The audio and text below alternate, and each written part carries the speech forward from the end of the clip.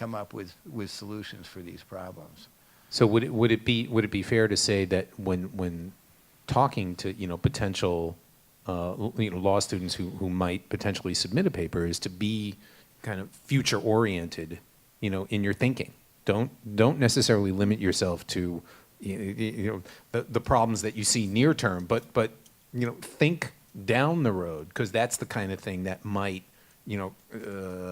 elicit the interest of the graders. Well, you know what I read in the paper this morning? I mean, I could talk all afternoon about the mechanical royalty and the history of the mechanical royalty and whether it's relevant or not. I agree with you, Scott. I think, but I'm not going to recommend, papers should be forward-looking.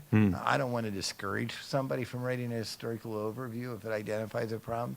But I wonder whether there's going to be a mechanical royalty. As we know, it's one of the earliest forms of copyright for sound recordings or for musical compositions is a sound recording. The paper said this morning that Apple, speculation, not fact, speculation, that Apple's going to discontinue the iPod Classic. Now, I've heard for a while Right, I read that that. Yeah. Apple wants to get out of the download model and move into cloud computing and streaming models, but I hadn't connected the dots the way the author did in the LA Right, Times this right. morning, Yeah. of going, they Yeah. only want to now sell devices that they're going to be able to capture income streams for on a subscription or other model Right. basis. So, the screen is cracked on my iPod, right? It happened in my car by accident. I'm running out tomorrow and buying a new iPod Classic, so I have a hard drive big enough to keep my music collection Right, on. because they don't want people holding their libraries. They want to keep selling them stuff. But that's to my point. What Yeah. they don't want to sell is downloads. No Yeah. more mechanical royalty. So what's going to replace it? And who's going to figure out how to monetize that stream when her company's not getting 9.1 cents a download anymore, right? Right. We aren't getting 9.1 cents per download. I think you're right. Recorded music is that's the part of the music industry that's having a hard time. I am on the publishing side. So yes, we've seen the decline in sales, in physical sales. So we've lost income there. But guess what? We've picked up income in so many other places. That publishing is still very much profitable. Like the record labels, they're struggling a little bit. They'll figure it out. A little bit? They're struggling a little bit. They'll figure it out. But we're still very much profitable. And it's because there's so much music, and music is being used every place. Like, where can you go without hearing music? I don't know. I don't know that such a place exists. But when you talked about writing a paper that is forward-looking, I think, I don't know that we want a narrative about, the history of the music industry. I don't know how interesting that would be. And one of the things you should remember is that you want to write a paper about a compelling legal issue. So if you're spotting an issue, you're spotting a problem. You want to offer a solution to the problem, and hopefully that solution is forward-looking. Makes sense. Let's talk just for a second about and Henry, I think you mentioned or Goldie about writing the paper over your holiday break, because I kind of want to bring the discussion back to the competition, the process, and make sure that we're kind of sharing information on the mechanics of getting the paper written.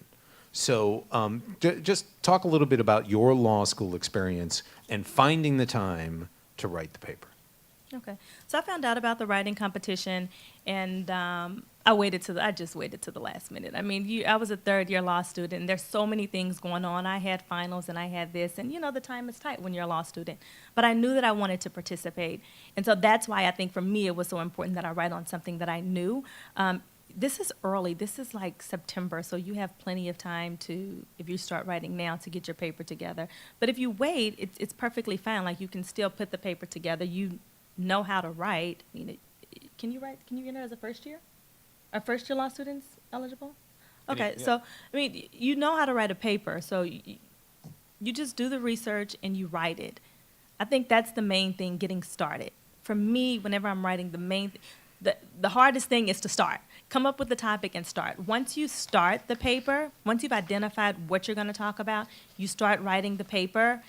Then you start to break it down into the different departments. Most law students have seen papers. Like, if you just look at any legal journal, you see the breakdown, the way that the papers are organized. So find your issue. You have your introduction. You have your different subsets, and you have your conclusion.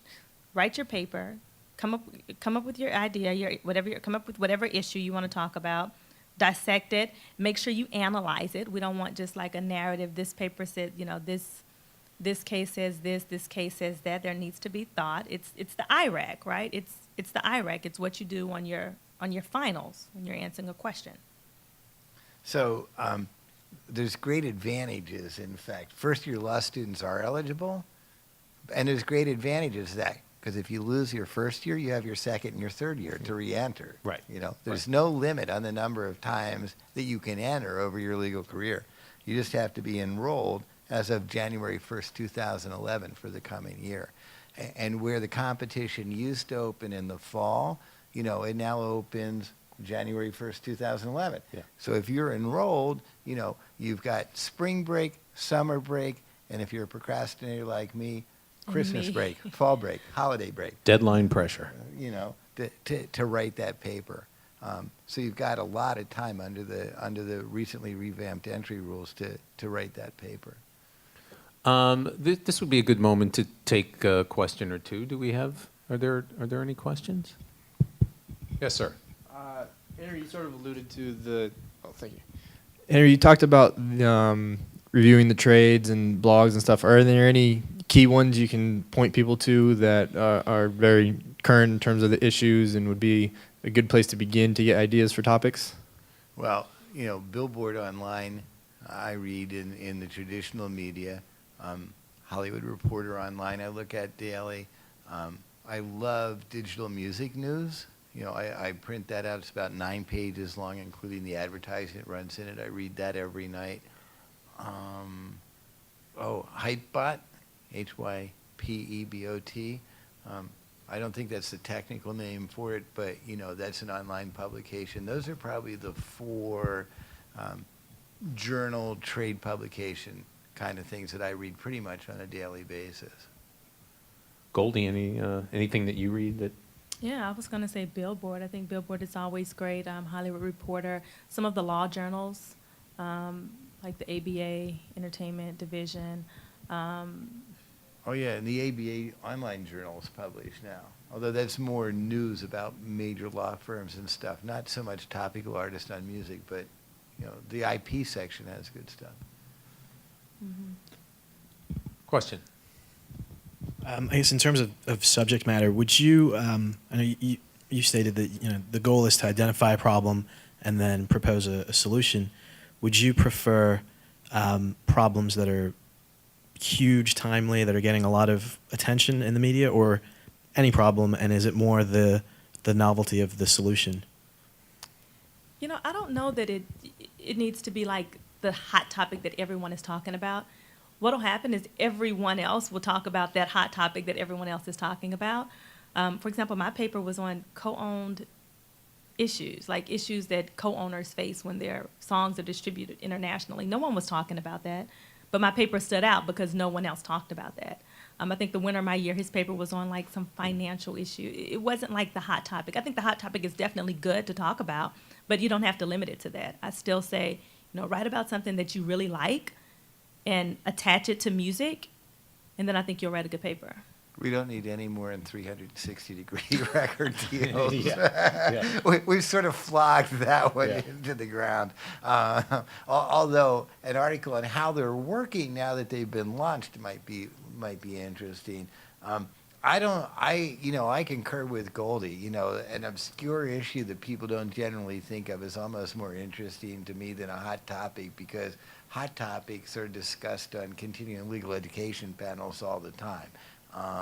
What also resonates with me is that not just what the problem is, but what the solution. And when I read these papers, I want to think whether the solution that's being proposed is viable, right? So I look for, not just a good solution, but one that could actually be implemented if it came to. And the analysis between the problem and the solution and why the solution can be implemented is important to me as a reader. So let me just sum up with a couple things here. for more information on the writing competition, the web address or the email is. You can just look us up on Facebook. The best thing to do is look us up on Facebook. Just search the Entertainment Law Initiative on Facebook. You Got can it. find our page there, which has everything, soon to be including the taping of this panel. Or you can email me. I'm freely giving this out. Got it. Lauren, Loren, .fishbein, FISHB as in boy, EIN, @Grammy.com, and I will personally answer your questions or send you information. And for those of you playing at home, that's lauren.fishbein@Grammy.com. Any final comments from our Thanks for that. panelists here? I would just encourage everyone to participate. I mean, this competition gives you a platform to speak to people that you wouldn't otherwise have an opportunity to speak to. People will be interested in you opposed to you having to go after them. And it really separates you. It distinguishes you. I think in this time, coming out as new lawyers, you want to have something that will distinguish you from your peers. And as a winner of this competition, you have several things that will distinguish you. Not only will you create this new, huge networking base, but you also have a published paper.